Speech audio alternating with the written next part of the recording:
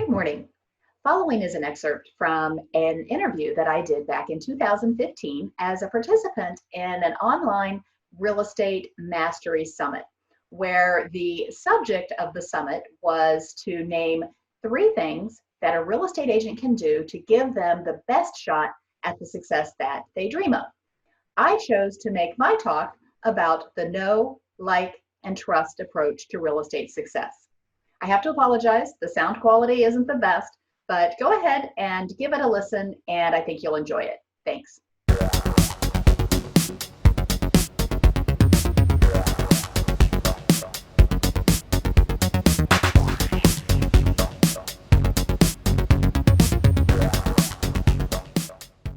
thing about real estate is that both of us on both sides of the table, we who are trainers and writers as well as real estate agents, we try to make things very complicated. And and when it comes to finding clients, when finding business, bringing in business, we like to make it complicated. So we go out and we look for programs and systems and, gizmos and gadgets and technology and such because we think, okay, that's going to make me successful. And, the cynical side of me sometimes thinks, maybe that's all of us over here on the training side who are producing these programs and gizmos and gadgets and systems and such because we can package them up and make them very complicated and therefore very expensive. And so real estate agents will buy them and pay us lots of money. And, I don't know if that's true or not, but I do think that a successful real estate career does not have to be complicated, and it certainly does not have to be expensive. And when, these gizmos and gadgets and programs and such, they in themselves are not going to make a real estate agent successful. They're tools that we can and should use, but they in themselves are not the magic bullet. I'm actually going to read to you a few passages out of my sixth book, which is called It Really Is That Simple. Okay. Not going to read a lot, but just a few passages because I think it said it better in the book than I would say it out loud here. Okay, here goes. The more people who know you, like you, and trust you, the more successful your business will be. That's it. The more people who know you, like you, and trust you, the more successful you will be. So there you go. Simple, huh? Well, sort of. It may sound simple when you say it out loud and find yourself nodding in agreement.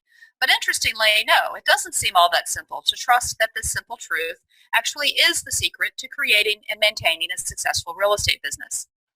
And to be fair, there is more involved in the three pieces of this sweet little ditty than simply saying it out loud, agreeing with it in principle, and then going on about your business as usual. Finding people to know you, getting them to like you, and then inspiring them to trust you so that they know and care about what you do for a living is not simply a matter of going out into the world promoting your business the way you've always done it, especially if your previous self-promotion efforts were at all influenced by all those marketing and sales training companies out there trying to persuade you to buy their systems or programs or gizmos or gadgets or tools or toys to help you build relationships to grow your business. Systems and programs do not build relationships. They can help in the relationship building process, but they don't do it. Anyway, back to knowing, liking, and trusting. Let's start with a definition of know. What does it mean if somebody knows you?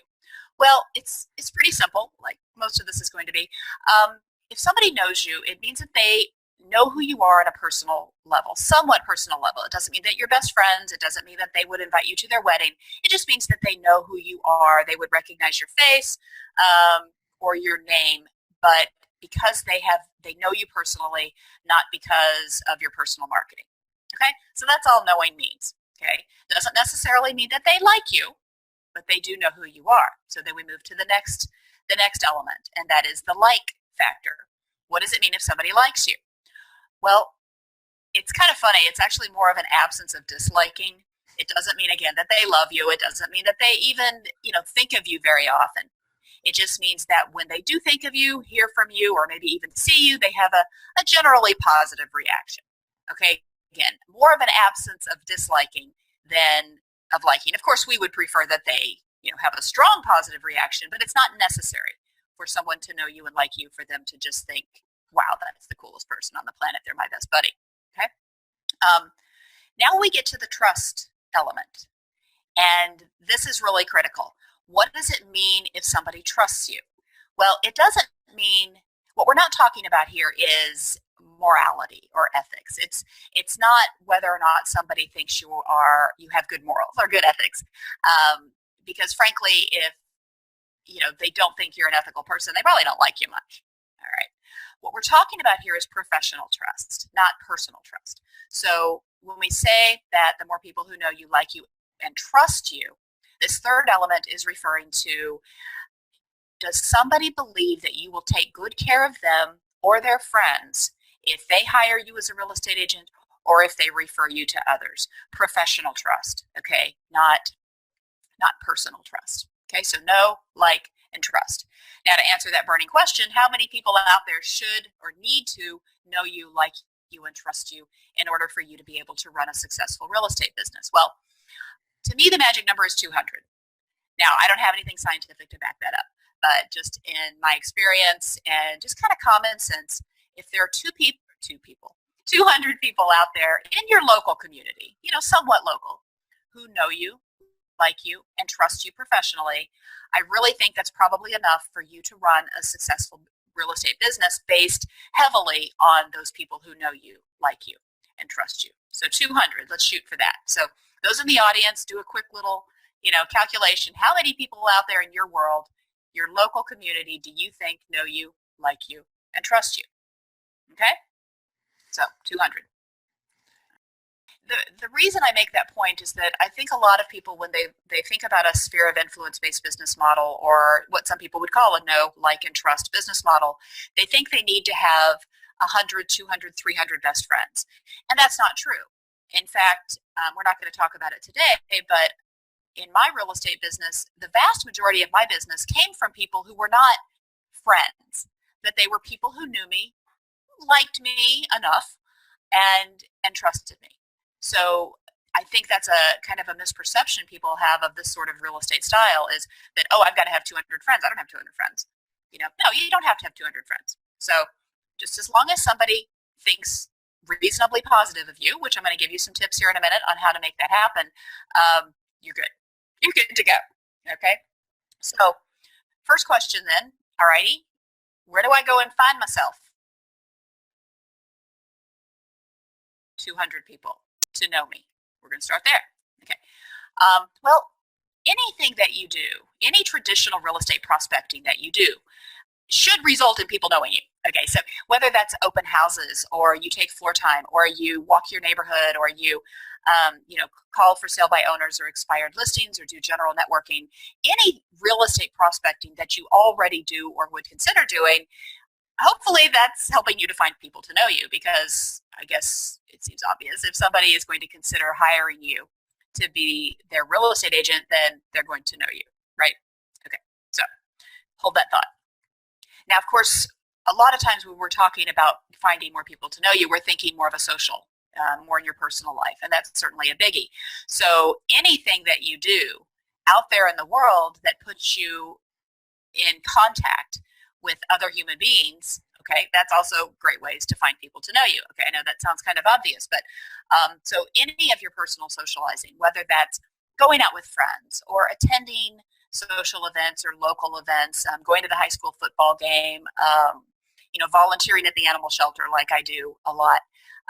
Anything that you do that's out there in the world, interacting with other human beings, is going to give you lots of opportunities to find people to know you. So think about this. Let's say when you just did your little mental calculation as to how many people currently know you, like you, and trust you. Let's say you didn't come up with 200. Okay? Think about this.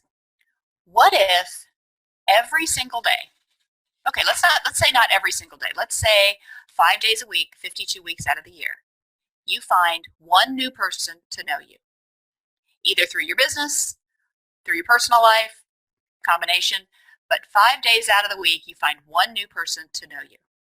52 weeks out of the year, do the math on that. How many new people know you by the end of the year? 250, 260, something like that. And that doesn't include all of the people that they know that they can introduce you to. So really, finding more people to know is not difficult. Okay. Again, simple, not complicated. Get out there, Be out in the world, find one new person to know you every day. What's next? Like. Okay, so now we have all of these people who like us, or no, I'm sorry, all these people who know us. Maybe they like us, maybe they don't. All right, what do we do to inspire them to like us? Okay, now again, remember, like just means they think you're in a generally positive manner when they think about you. Now, obviously, the more positive that is, the more supportive they're going to be of your real estate business. So, what are some things that you can do to inspire these people who now know you to think generally positive thoughts about you? When you're out there in the world being a real estate agent, don't be what I call icky. Okay? Don't be cheesy. Don't be pushy. Don't be desperate. Don't be out there like a predator. Okay? When you're out there in the world being a real estate agent, nobody wants, nobody likes pushy, cheesy people. Okay? So, and that kind of, it leads into another one of my ways to be liked, just be yourself. So when you're out there in the world, interacting with people as a real estate agent or as a real normal person, be yourself, be authentic. Now, if you're a cat lover versus a dog lover, okay, go out there in the world and be a cat lover. Don't feel like you have to be a dog, cat, horse, and chicken lover. Be who you are. I know that's kind of silly and that's kind of simplistic, but you're going to attract a lot more people to you and inspire them to like you a lot more if you are who you are. It's those of you out there who are familiar with me, you know that I've done a lot of talking on the introvert, being an introvert versus an extrovert. I am an introvert, okay? If I go out there in the world trying to be an extrovert, people aren't going to like me much because they're going to sense there's something phony about me. Now, when I go out there in the world being an introvert, I may not attract as many people as I would if I were an extrovert, but I'm not an extrovert. So, I go out there, I be me, I'm going to attract the people to me, and they're going to like the real me, not the fake me, okay? Now, here's kind of a more concrete tip on how to ensure that all of these people out there who know you also like you. And that is what I call strive to impress one person a day. What do I mean by impress? Well, what I mean is every single day, do something for someone else that you don't have to do. Now, that someone else can be a friend. It can be a family member. It can certainly be a client. That would be awesome. It can be a stranger. Okay? Any other human being in the world, every day, look for somebody to go above and beyond for them what you really have to do. So what are some examples? Well, for clients, it's easy. All right. And shoot, if you impress a client today, you're golden. So what I recommend that agents do is every morning when they sit down at their computer, they look at their client files, they go through them and say, is there anything this client needs from me today? Maybe they don't need something. Is there anything I could do for this client today that they would appreciate? That they wouldn't notice if I didn't do it, but they sure would notice if I do it. You could probably do that every day for your real estate career and get your impressing duties done. Okay, but in your personal life, there are also plenty of opportunities to impress somebody. For example, if you have a friend who's going on vacation, maybe you could offer to water her plants while she's gone, or take her to the airport, or pick her up from the airport. Okay, she might not even take you up on it, but the offer is going to be perceived as very impressive, very positive. If you have, let's say that same friend goes on vacation and you water her plants while she's gone, but then she gets back, you call her up a few days later and say, hey, how was it? Did you have a good time? You got some pictures? Come on. Just following up with people, showing interest in their lives. That's more than most people do. So that's going to be impressive. When you're at the grocery store, if you're tall and somebody's not tall and they're trying to get something on the upper shelf and you can get it down for them, that simple little act of impressing. Get into the habit of every single day doing something above and beyond for another person. All right, now let's do the math. All right, what if you did that 5 days a week, 52 weeks out of the year? What do you have yourself at the end of a year? You have 200, whatever that math is, 260 people in the world who not only know you, not only like you, but are impressed with you.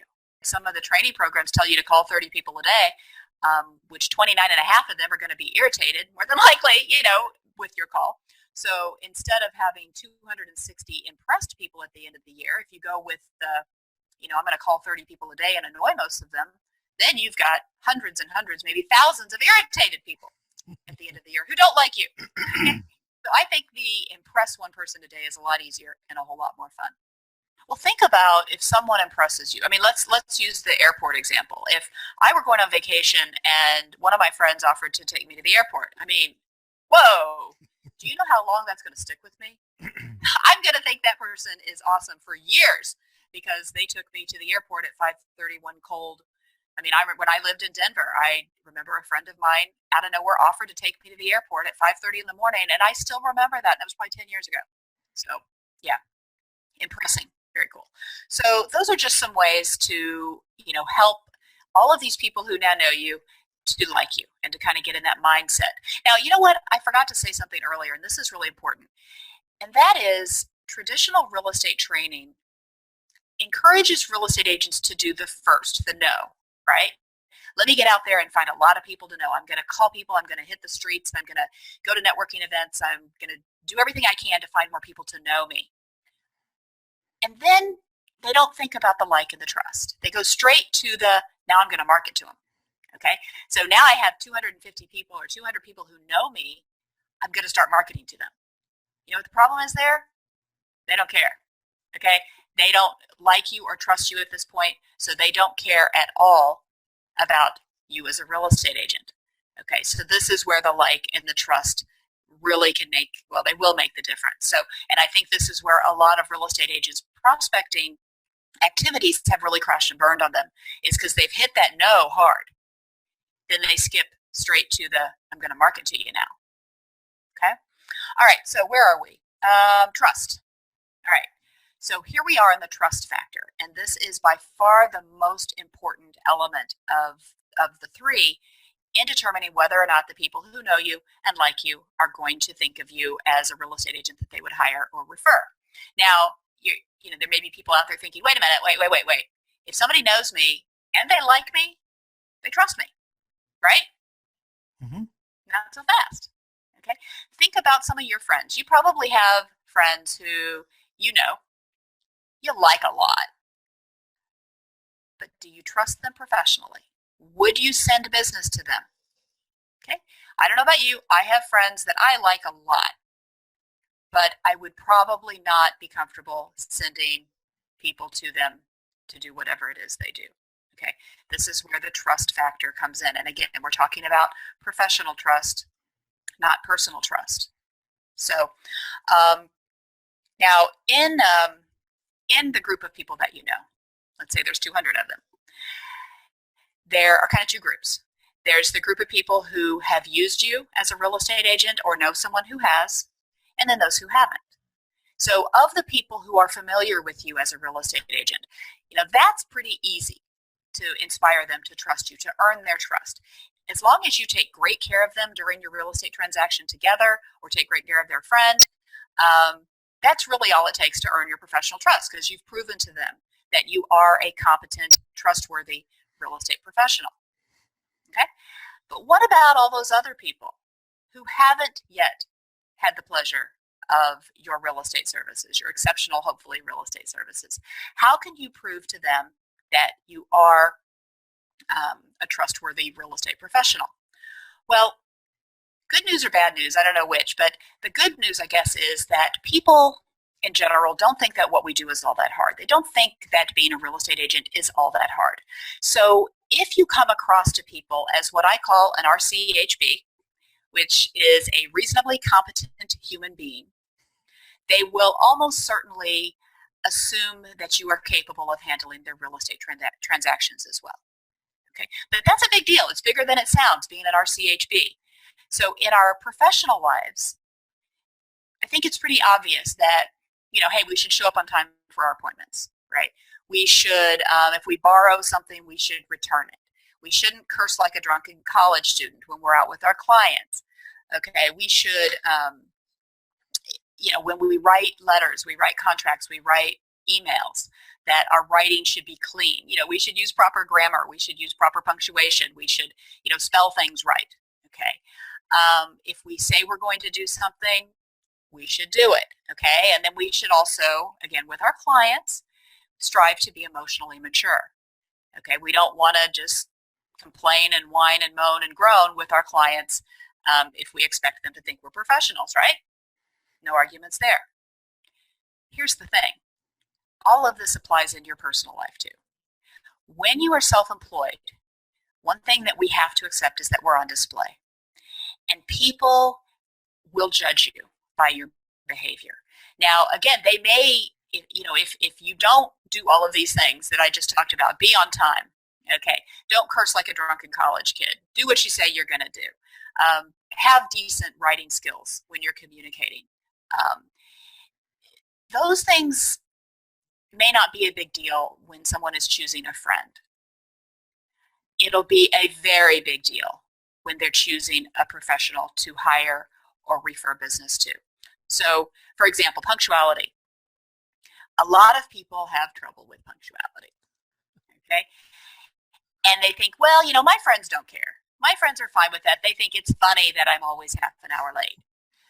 And they may forgive you for it socially. But do you think they might wonder if they referred somebody to you, if you would always be late and make them look bad? Okay? If when you're out with your friends, you're throwing 4-letter words around like crazy, or on Facebook, okay? That's a biggie.